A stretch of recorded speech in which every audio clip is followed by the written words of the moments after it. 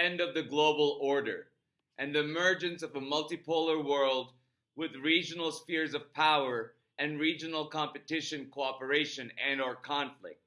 We're seeing Donald Trump turn towards the Americas and paying more attention to it.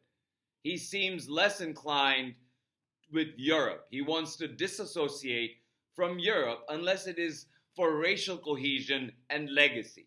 He's far more drawn to Russia and its vast resources and business opportunities. But Russia wants little else to do with the United States than to destroy it from within. Putin has been successful in that plan so far, and I don't see that changing. Putin wants to bring US and Europe to their knees by the sheer force of his will and the meat-grinding military culture of Russia. Russia is more interested in growing its influence with India and China. China wants to influence the African continent and much of Asia. India simply wants its territorial borders respected while it buys Russian oil, American arms, and Chinese manufacturing parts like most of the world.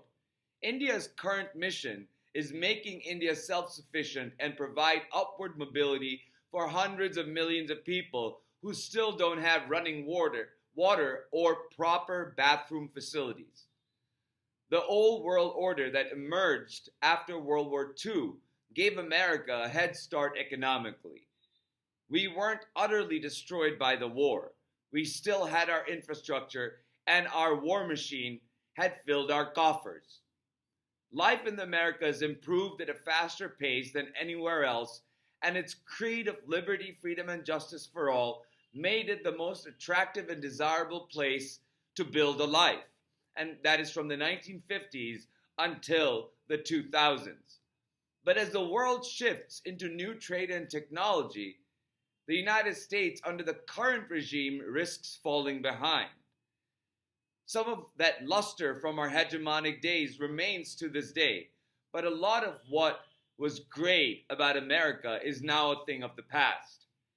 We may have the military might, and we may for now have economic primacy, but we have much less influence now than we did even a year ago. China, in contrast, keeps growing its influence. In Africa and Asia, China is filling the void left by retracting American foreign aid and participation in global development. It has signed a set of ironclad treaties with Russia so it can keep the world's biggest nuclear power appeased, as well as collaborate with weapons technologies.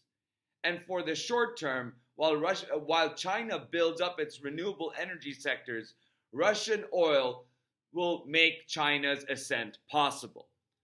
Japan is unlikely to play a power player role in this region because of China's dominating role. Donald's foreign policy shifts from US aid dismantling to his position on Ukraine and other conflicts around the world have rearranged the world order, and we cannot return to the older model. Trust has been lost in many parts of the world where US aid made a critical difference. America is no longer the indispensable nation. It has thrown the world off kilter.